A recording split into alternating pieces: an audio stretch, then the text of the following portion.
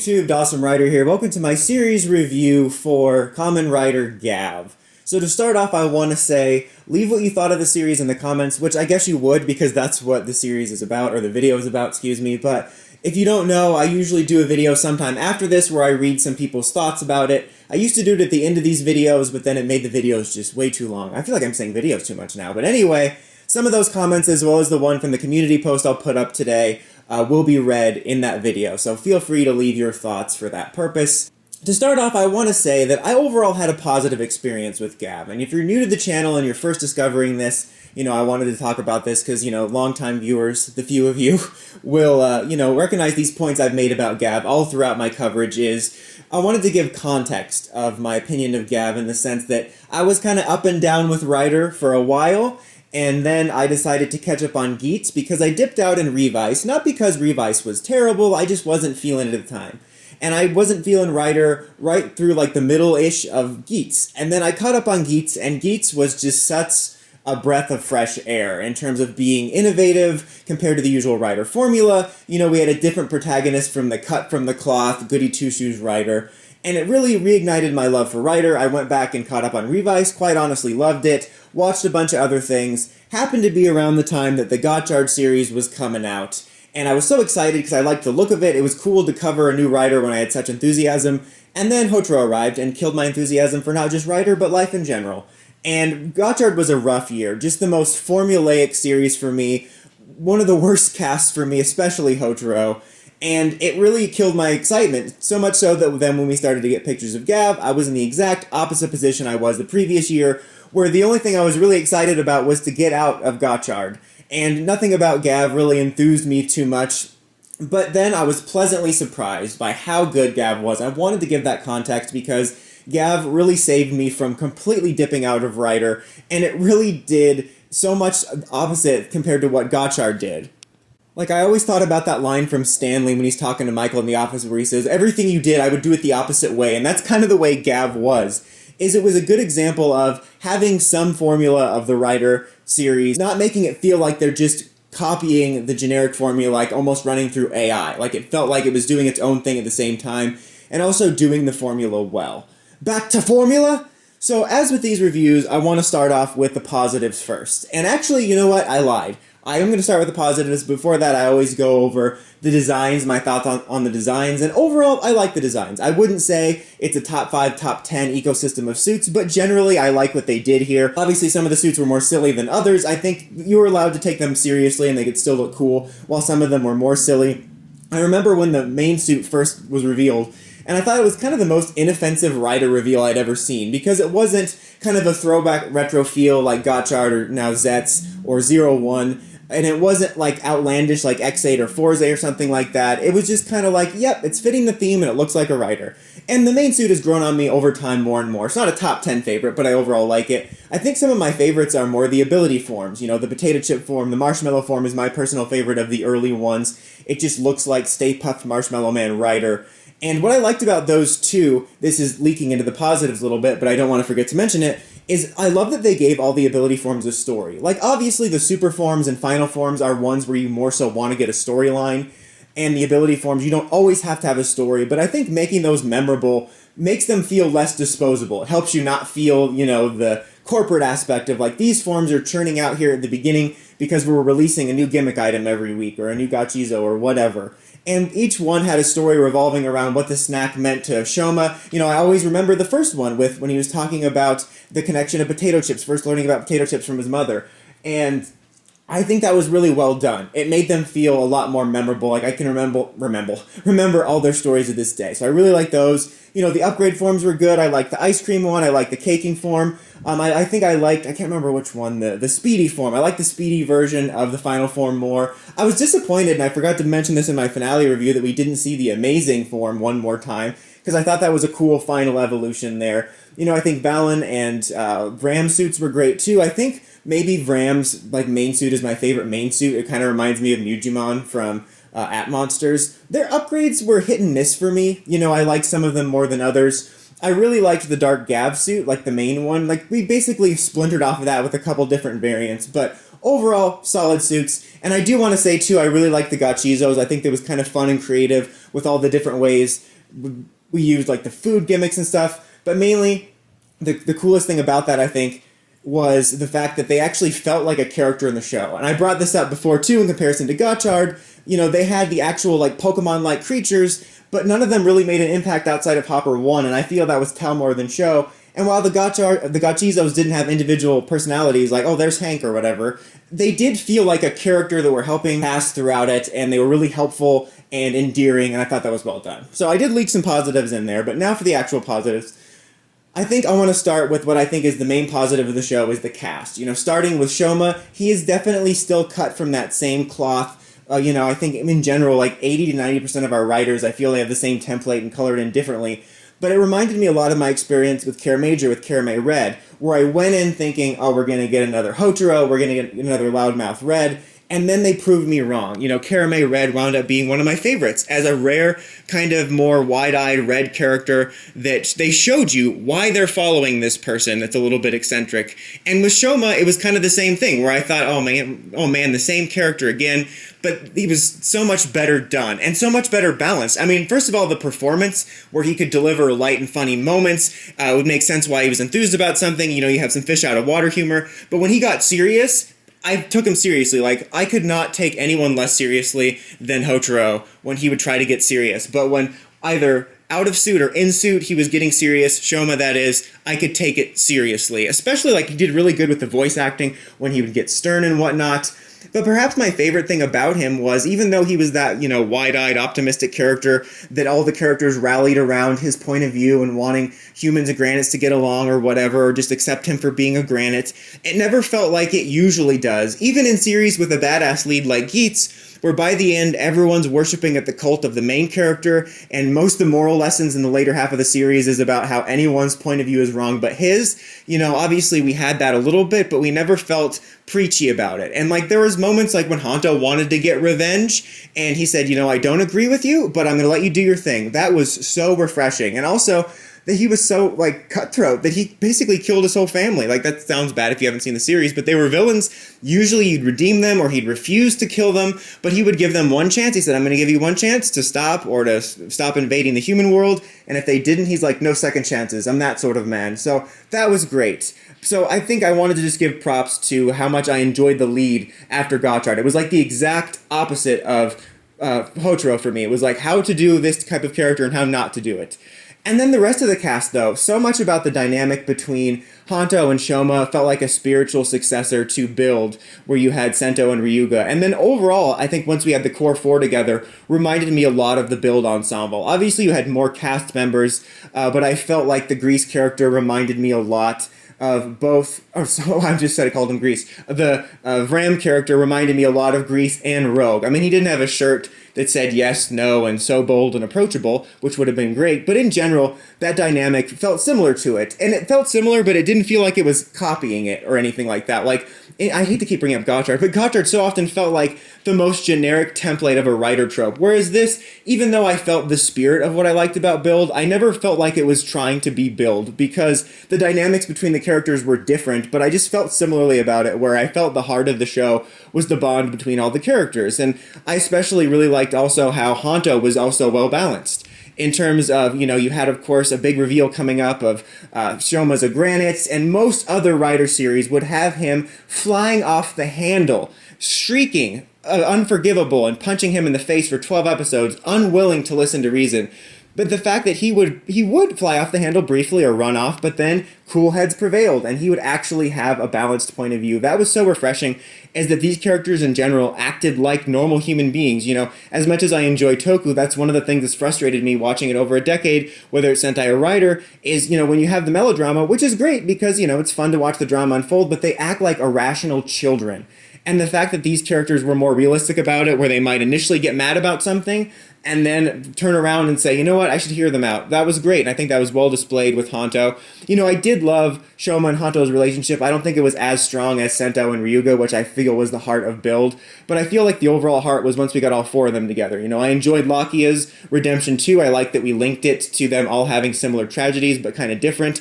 I do wish he had stayed a sort of antagonistic presence longer. Like, I think that would have been interesting to have that little bit of a third party there. And then, of course, you have Sachika, who, did get underused in terms of we didn't learn a lot about her, and I don't feel she grew or changed, but I still think she was invaluable. I definitely wish we could have gotten more from her. Would have been cool to see her become a writer, although I am tired of so many people becoming writers in this show, but if they decide to do it in a V-Cinema or something, I won't mind, because I usually don't watch the V-Cinemas. But regardless, even though she could have gotten more, I do think she was invaluable to the series in terms of her bringing everyone together. She was so helpful so often. I really just enjoyed her character, and I think she had a unique chemistry with all three of the male leads, and that she really just brought the dynamic together. Like, she is an underserved female character, but there's a lot of other male and female characters that are underserved in other series that you could plop out of the series and you wouldn't notice a difference. But I think if Sachiko wasn't there, you would definitely notice. For the other positives, I'll say I think they did a good job with the story and lore. Like, there is a couple things that are still dangling.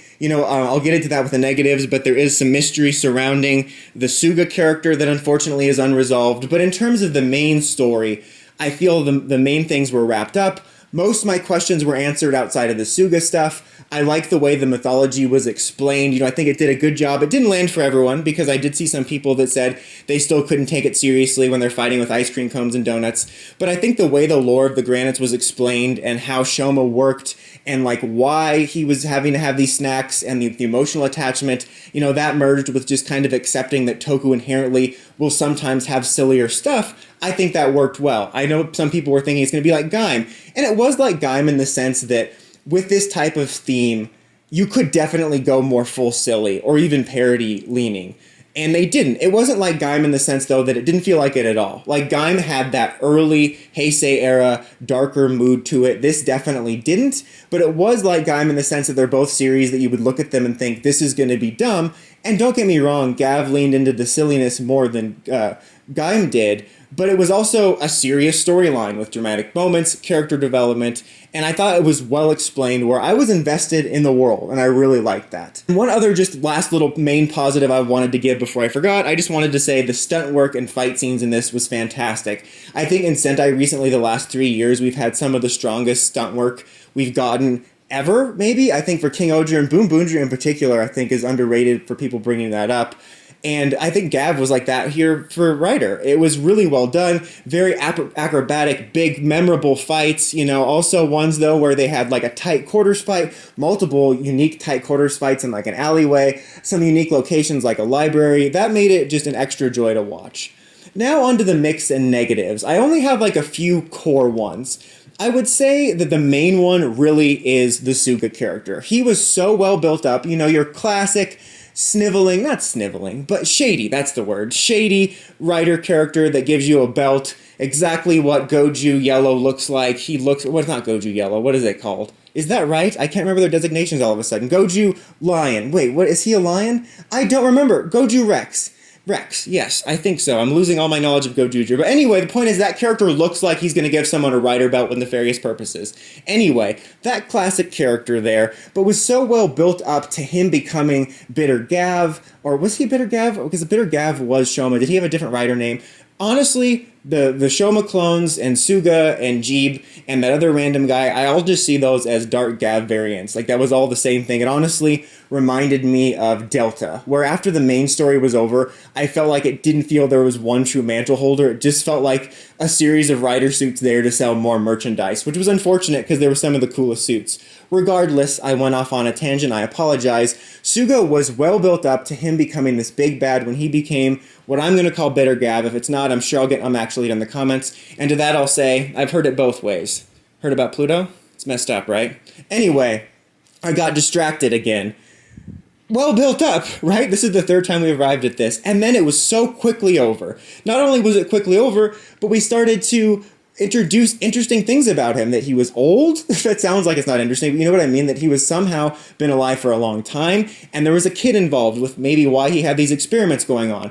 Will probably be done in a V-Cinema, but I hate that stuff. I feel like I said in the finale review, it's weird to complain about more content, and I guess I'm not upset about V-Cinemas if it calls for it. I want the series to feel like a complete experience.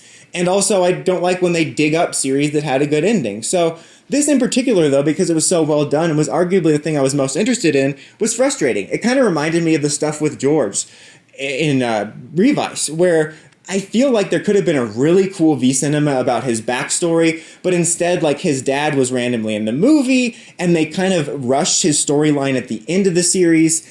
And then you had his V-cinema thing was just random, and I think was an excuse to give one of the villains a writer form.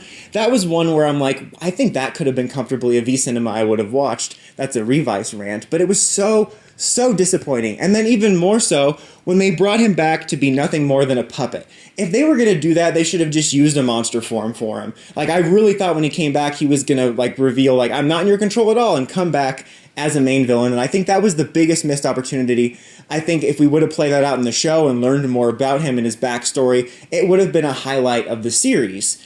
And then, of course, you have the way that the stomachs were handled, which sounds really funny if you don't know the series.